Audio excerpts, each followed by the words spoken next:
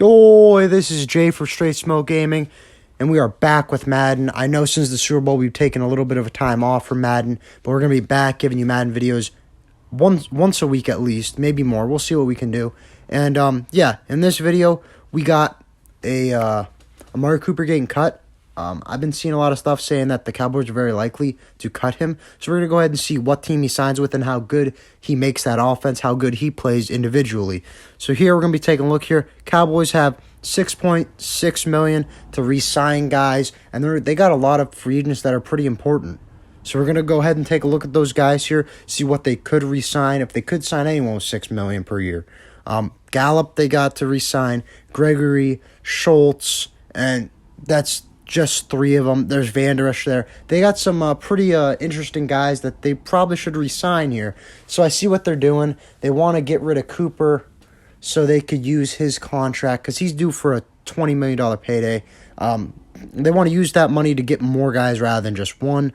I understand what they're saying here. We're going to go ahead and cut Cooper here, see what it says. It says releasing Cooper, you save $16 million, but there's also a $6 million penalty from his entire contract since he does not play it all out. So, I mean, that's not bad. $6 million, that goes towards the end of the contract, I'm pretty sure. So they get a total of $16 million to use just this offseason, and they got to worry about that $6 million penalty down the road. I went ahead and I did re-sign some of the guys that I thought were really important to them, mainly being Gallup, since they're losing Cooper, and Dalton Schultz.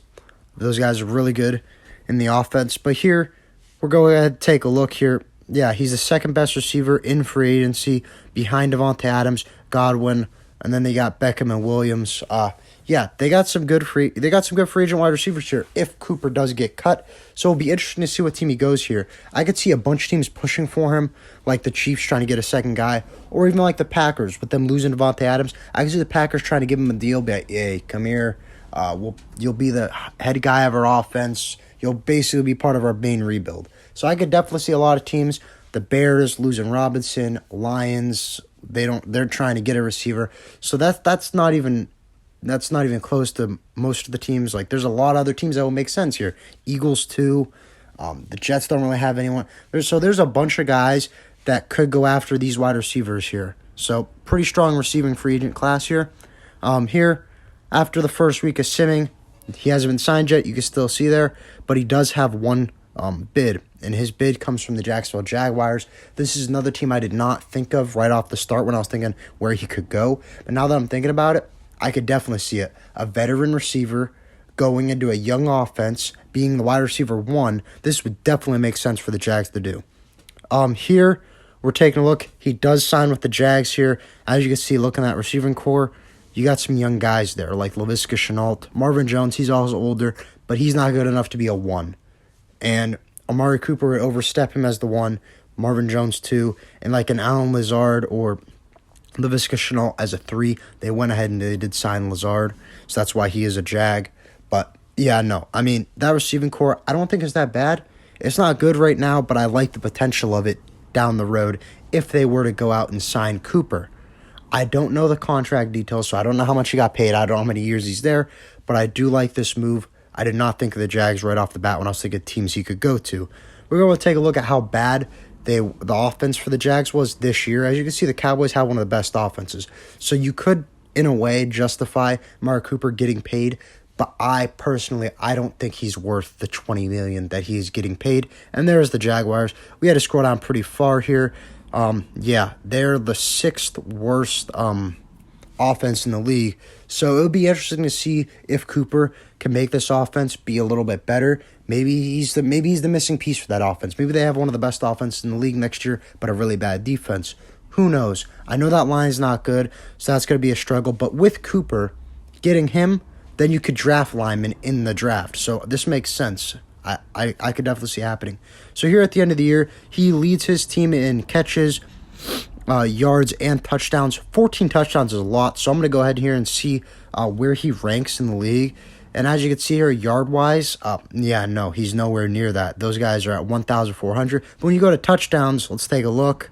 Yeah, I knew 14 touchdowns was a lot. Second most touchdowns in the league. Only guy above him is Tyreek Hill. And we all know Tyreek Hill is better than Amari Cooper, so this makes sense. But yeah, no, Amari Cooper, all around, I think he had a pretty good season with the Jags. Let's go ahead and take a look at where their offense ranks now after the year with Cooper. We're going ahead and taking a look down here at Cowboys. They drop a little bit, but they're still one of the better offenses in the league. I think it said they were top 7. But now we're going ahead and we're looking for the Jags. And yeah, there's the Jags. They're a lot much higher than they were last year. As you can see, they're on the right, on the right side with the bar that tells you how far down you are. I'm not down nearly as far as I was last year. And they won more games. They went 5-12. Last year they were 3-14, I think it was. Something like that. But yeah, I mean, this is good. Like, both teams benefit. The Cowboys saved cap. They saved money to get more pieces. And they still were a pretty good team. They still had a 12-5 record. They still were a top 10 offense in the league. The Jags, they needed a wide receiver. They got a good receiver. And guess what? They improved. They won 2 more games. Their offense was much better. So now, if you get your wide receiving figured out, then that makes it so much easier. Trevor Lawrence has his guy. You got a veteran there to teach the offense, the young guys. So this is a very good move for the Jags. I would really like to see this happen in real life because it would be interesting to see. I think he would be getting fed targets, which is probably what he wants. But yeah, that's all we got here in this video. Make sure to comment down below where you think he will go. I'm going to be really interested to see what you guys think. What teams you think he should push for. Or maybe you think he should stay as a Cowboy. Maybe you think the Cowboys should just get rid of Gallup. I'm not a big Gallup fan, but I think Cooper's not that good either. So this will be interesting to see what you guys say. Remember, if you enjoyed, please remember to like and sub for more Madden, GTA, and Red Dead content. We got some good stuff coming to you guys here in the next couple weeks, so stay tuned. We'll see you in the next video. Bye, guys.